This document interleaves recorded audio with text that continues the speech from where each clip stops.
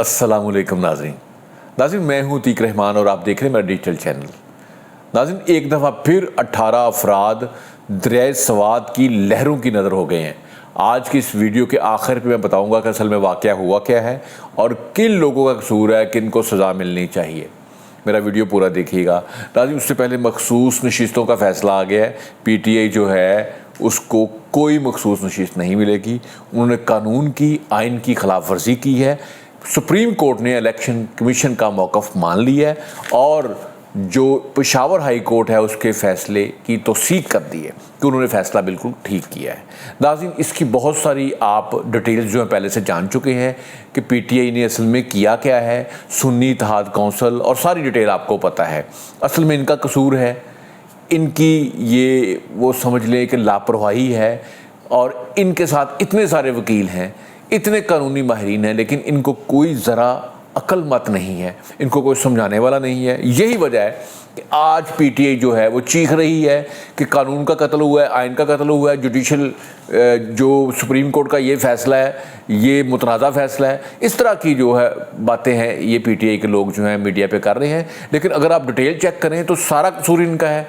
Party election इन्होंने करवाने थे जो इन्होंने नहीं करवाए, इंट्रा पार्टी इलेक्शन इन्होंने करवाने थे। इलेक्शन कमीशन के साथ इनका फड्डा क्यों था? यही था ना, अगर ये इलेक्शन इंट्रा पार्टी इलेक्शन करवाते ना PTI सस्पेंड होती और ये बल्ले के निशान पे इलेक्शन लड़ लेते। उसके बाद जब ये जीत भी गए हैं उसके बाद उन्होंने फिर बेवकूफ़ियाँ की। फिर उन्होंने जनाब सुन्नी इत्तेहाद कौंसिल को ज्वाइन कर लिया जिसकी पार्लियामेंट में कोई नशिस्त नहीं थी, जिसने कोई एप्लीकेशन नहीं दी हुई थी कि मखसूस नशिस्तों के लिए। इस तरह की पार्टी को ज्वाइन कर लिया। मतलब ये वहदत मुस्लिमीन को भी ज्वाइन करना चाह रहे थे। अगर उसको भी ज्वाइन करते तो शायद थोड़ा सा स्नैलियो में फ़र्क आ जाता। लेकिन इनकी अपनी बेवकूफ़ियाँ हैं। जितने वकील इनके साथ हैं, बड़े बड़े वकील इनके साथ हैं, बड़ी बड़ी फीसें लेने वाले लोग इनके साथ हैं, लेकिन आपको पता है कि चिराग तले अंधेरा होता है। अब मैंने आपको बताना है ये मखसूस नशिस्तें जो हैं ये अब PTI की बजाय PMLN को मिल रही हैं, इसके बाद ये PPP को मिल रही हैं और मौलाना फजल रहमान की जमात को मिल रही हैं और बाकी जमातों को अभी शेर शायद MKM का भी बन जाए बीच में कुछ थोड़ा सा। लेकिन इसका असल में जो इफेक्ट आना है वो KPK की असम्बली में आना है। मैं बताना चाह रहा हूँ ये इमरान खान के जो फॉलोअर हैं, जो उससे अंधाधुंध प्यार करते हैं, जो उसकी बेवकूफ़ियाँ देखते ही नहीं। बंदा पूछे कि इतना बेवकूफ़ आदमी है आपका लीडर, इतना सुपर स्टूपिड है, किसने कहा था कि असम्बलियों से इस्तीफ़े दे दो? किसने कहा था कि जो सूबाई असम्बलियाँ हैं वहाँ से इस्तीफ़े दे दो, सूबाई असम्बलियाँ तोड़ दो? किसने कहा था? ये किसने कहा था आपको ये पंगेबाजी करने के लिए? बाजुए ने कहा था, बाजुए ने कहा था, चलो बाजुए ने कहा था, चलो फैज़ हमीद ने कहा था। आप लल्लू हो, आपको बिल्कुल पता नहीं, ना इमरान खान को किसी बात का पता है, ना उसके जो वकील है उनको पता है। अब आप रो पीट रहे हो, अब आप सुप्रीम कोर्ट को बुरा भला कह रहे हो। उस सुप्रीम कोर्ट ने 26वीं आईनी तरमीम के बाद जो हमारा कानून आइन है उसके मुताबिक वो बेंचमन है, उन्होंने उसके मुताबिक फैसला किया है। उन्होंने कौन सी गलती की है? उसके मुताबिक उन्होंने रिव्यू पिटीशन जो है वो सुनी है। पूरे आपके वकीलों को मौका दिया गया था, उल्टा आपके जो वकील हैं वो जजों के साथ वो तकरार करते रहे हैं, उनके साथ बदतमीज़ी करते रहे हैं। ये करतूत है ना, हर जगह पे बदतमीज़ी शुरू, जलसों में बदतमीज़ी, जेल में बदतमीज़ी, फिर जजों से बदतमीज़ी। जनाब, अब ये KPK की असम्बली जो है इसमें अली मीन गंडापुर के लिए ख़तरे की घंटी तो पहले ही बज रही थी, लेकिन अब ज़्यादा बज रही है। सिर्फ 18 लोग चाहिए, 18 लोग चाहिए। और ये जो KPK की असम्बली है ये फारग, क्योंकि ये काम तो कोई करते नहीं है। KPK वाले को काम करते होते तो आज KPK के हालात ये होते। 12-13 साल से मुसलसल इमरान खान की हुकूमत है वहाँ पे, बल्कि इससे भी ज़्यादा अरसे तक इनके लोग वहाँ पे हुकूमत करते रहे हैं। लेकिन आप सूबे के हालात चेक करें, आपने वो वीडियो देखा होगा ना, जो 18 अफराद जो हैं वो लहरों की नज़र हो रहे हैं, दरियाए सवात में जा रहे हैं, पूरा यही है। इसी तरह के हालात हैं सूबे का। अभी मैं डिटेल बताता हूँ उसकी, लेकिन उससे पहले मैं बता रहा हूँ कि जनाब ये जो मखसूस नशिस्तों का फ़ैसला आया है इससे हुकूमती इत्तेहाद को एक बहुत बड़ा फ़ायदा हुआ है। वो ये कि इनको 2/3 अक्सरियत मिल गई है, पहला ये। दूसरा ये हुआ है कि जो KPK की जो असम्बली मैं बता रहा हूँ आपको, उसमें इनके लिए जगह बन रही है। अब इनकी वहाँ पे नशिस्तें ज़्यादा हो गई हैं, उनको सिर्फ बंदे तोड़ने हैं। और चौथी जनाब, ये जो PPP पाकिस्तान पीपल्स पार्टी है ना, ये भी जो PMLN को थोड़ा सा ब्लैकमेल करती थी, इनकी जो ब्लैकमेलिंग है ना वो काफ़ी हद तक अब कम हो जाएगी, क्योंकि जो PMLN है उनको सादा अक्सरियत तो पार्लियामेंट में मिल गई है। और एक और अहम बात जो लोग आपको नहीं बता रहे, जो मैं आपको सिर्फ बता रहा हूँ, वो ये है कि मखसूस नशिस्तों के फैसले के बाद जो पीटीआई के लोग ये जो एहतजाज करते हैं सिंध असम्बली में, जो एहतजाज करते हैं जनाब पंजाब असम्बली में, जो एहतजाज करते हैं बलूचिस्तान असम्बली में, जो एहतजाज कर रहे हैं कौमी असम्बली में, ये सारे अब आज़ाद हो गए हैं, आज़ाद डिक्लेयर हो गए हैं। इस फैसले के बाद ये सारे लोग आज़ाद हो गए। इनमें से अगर कोई अपनी वोट किसी और को डालता है वो नाअहल नहीं होगा। अगर कोई बिल पास होना है, अगर कोई 27वीं आईनी तरमीम होनी है, तो ये आज़ाद लोग अगर वो वोट हुकूमत को कर देंगे बीच में आके, तो ये नाअहल नहीं होंगे, क्योंकि ये सब आज़ाद हैं। ना अब ये सुन्नी इत्तेहाद कौंसिल के हैं, ना ये पीटीआई के हैं। आपने वो मिसाल सुनी होगी ना, धोबी का कुत्ता घर का ना घाट का, ये वो हुआ है इनका। मतलब इन्होंने वो 100 प्याज भी खाए हैं, 100 जूते भी खाए हैं। ये पीटीआई की हरकत हुई है। मतलब बेवकूफ़ो, ओ उल्लू के पट्ठो, और तुम्हें ज़रा मत नहीं है, और तुम इतने वकील साथ लेके फिरते हो, तुम्हें पता ही नहीं किसी बात का कि यार आप आ बैल तो मुझे मार, आ बैल तो मुझे मार। किसने आपको कहा था, किसने कहा था कि आपने जनाब ये सुन्नी इत्तेहाद कौंसिल को जायज़ करना है? किसने कहा था पार्टी इंट्रा पार्टी इलेक्शन ना करवाओ? सारे कसूर आपके अपने हैं। किसने कहा था इमरान खान को जनाब असम्बलियाँ ना तोड़ो? ठीक है, उसी से काम शुरू हुआ है ना सारा। मतलब आप है ही बेवकूफ़ों की पार्टी। आप देखें ना, अब केपीके के अंदर इनकी हुकूमत है, मेरे ख्याल में कुछ 13-14 साल से इनकी हुकूमत है। उससे पहले भी इनके वहाँ पे बड़े असरात थे। और आपने वीडियो देखी होगी कि 18 लोग जो हैं वो आसमान के नीचे उन लहरों की नज़र हो गए हैं। वो रोते रहे हैं, वो तड़पते रहे हैं। उन्होंने बड़ी आओ बका किया, हमें बचा लो, हमें बचा लो। इतने घंटे आपके पास थे, आप उनको रेस्क्यू नहीं कर सके।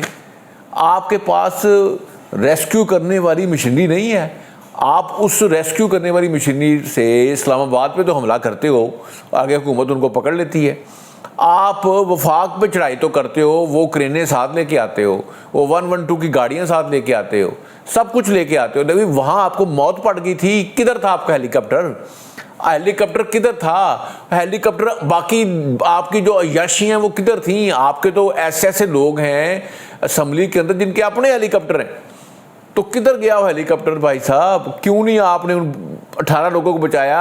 आप बचाने की कोशिश करते, 10 तो बच जाते, 5 तो बच जाते, 2 तो बच जाते, लेकिन आपने कोशिश नहीं की। आपका हेलीकॉप्टर हलीमा बाजी को तो पिक कर सकता है, इमरान खान के बच्चों को तो वो सैर करवाने लेके जा सकता है। जब वो कासिम और सलमान, वो गोल्डस्मिथ जो हैं, वो उधर से आए हैं, जब गोल्डस्मिथ ख़ानदान के जो बच्चे इधर आए हैं, तो उनको तो वो हेलीकॉप्टर सैरे कराता है। और जनाब ये लीमा बाजी को तो वो रेस्क्यू करता है जब वो कहीं चित्राल में फंस जाती हैं। तो ये जो 18 लोग थे, इनमें से पंजाबी थे मोस्टली, जो पंजाब से गए हुए थे, जो हमारे इस सियालकोट के थे, डस्का के लोग थे, उनको आपने रेस्क्यू नहीं किया।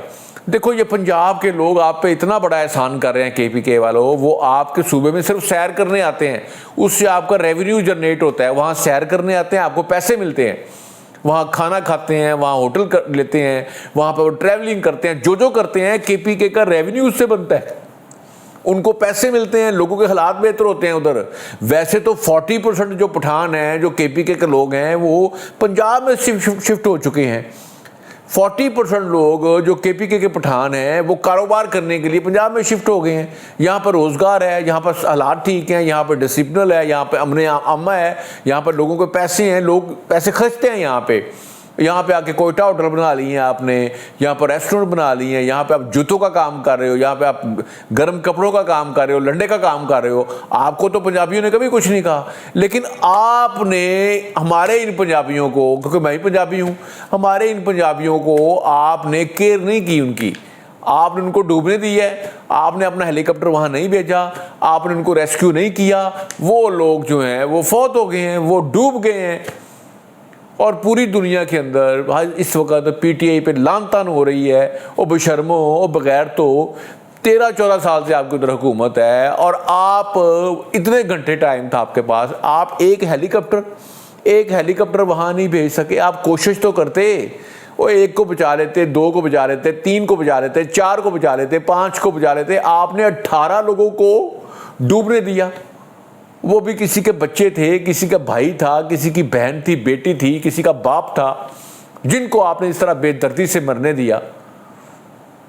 यकीन जाने मुझे ये मैं आपको बता रहा हूँ जो इमरान खान से बड़ा प्यार करते हैं भाई साहब, ये जो कौमे यूथ है, ये जो मनाडूज हैं जितने, ये जो फितना के साथी हैं, जो मुल्क को तोड़ना चाहते हैं, जिन्होंने 9 मई को 34 जगहों पे पाकिस्तान में आर्मी की जो तनसीबात हैं वहाँ पे हमला किया था, कोर कमांडर हौसों पे हमला किया था, गैरिजन में हमला किया था, GHQ में हमला किया था। ये वो लोग हैं जो मुल्क दुश्मन है, जो IMF को ख़त लिखते हैं।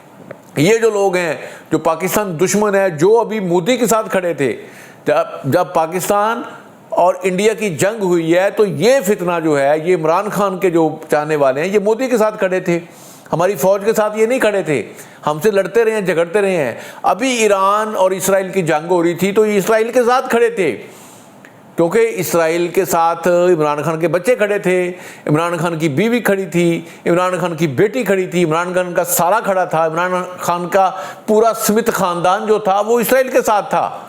इमरान खान के जो ससुराइल हैं वो इसराइल के साथ थे, और इन्होंने ईरान के हक़ में कोई बयान नहीं दिया, ईरान के लिए कोई आवाज़ नहीं उठाई। जेल में रोज़ लोग मिलने जाते हैं, लेकिन इमरान खान की कोई स्टेटमेंट नहीं आई। ये लोग जो हैं, इन्होंने KPK को खंडर बनाया हुआ है, वहाँ पे चोरी रिश्वत का बाज़ार गर्म है। वहाँ पर एक नशई वज़ीर आला है, जो शराबिया है, जो कबाबिया है, जो व्यागरा भी खाता है। ये शहजाद अकबर कह रहा है, मैं नहीं कह रहा, शहजाद अकबर ने कहा है, जिसकी मूछें भी लंबी हैं, जिसके बाल भी लंबे हैं, जिसका खोते जितना कद है, टग्गे जितनी सेहत है उसकी, और दिमाग उसके पास है नहीं, वो व्यागरा खाता है? वो शराबी है, वो महलूल पीता है, वो खोता है, वो गधा है, उसको आपने वज़ीर आला बनाया हुआ है। और किसी इंसान के बच्चे को वज़ीर आला बनाएं ताकि वो हालात कंट्रोल करे। हर साल यही हो रहा है। ठीक है, पठान को वोट देते हैं, लेकिन पठानों कुछ ख्याल कर लो आप। या पठानों को वोट देते हैं, पठान को काम भी तो करना चाहिए। पठान को सूबे के लिए कोई काम ही नहीं कर रहा, कुछ नहीं कर रहा। इन्होंने 13-14 साल जो हैं वो KPK के ज़ाया कर दिए हैं। 40% लोग पंजाब में शिफ्ट हो गए, और हमारे पंजाब पे वो बोझ है, क्योंकि हमारे हिस्से का वो टैक्स जो इकट्ठा होता है, हमारा जो आटा होता है सारा ये खा जाते हैं, हमारे हिस्से के रिसोर्सेज ये इस्तेमाल कर रहे हैं। हम तो उधर जाके शिफ्ट नहीं हो रहे, हम तो सैर करने जाते हैं, रेवेन्यू दे के वापस आ जाते हैं। नाज़रीन, मेरी बात को अंडरस्टैंड कीजिएगा, मैं कुछ सवायत नहीं फैला रहा, मैं बता रहा हूँ आपको कि ये जो PTA की हुकूमत है, ये नाहल है, नकम्मे हैं, ये रंगबाज हैं, ये झूठे हैं, मक्कार हैं, ये धोखेबाज हैं, ये जनाब चोर हैं, डाकू हैं। और इन डाकू की हुकूमत से बच के रहिएगा। और KPK के जो लोग हैं, आने वाले इलेक्शन में उनको ठीक फैसला करना चाहिए। नाज़रीन, मेरे वीडियो को शेयर लाइक ज़रूर कीजिएगा। पाकिस्तान जिंदाबाद।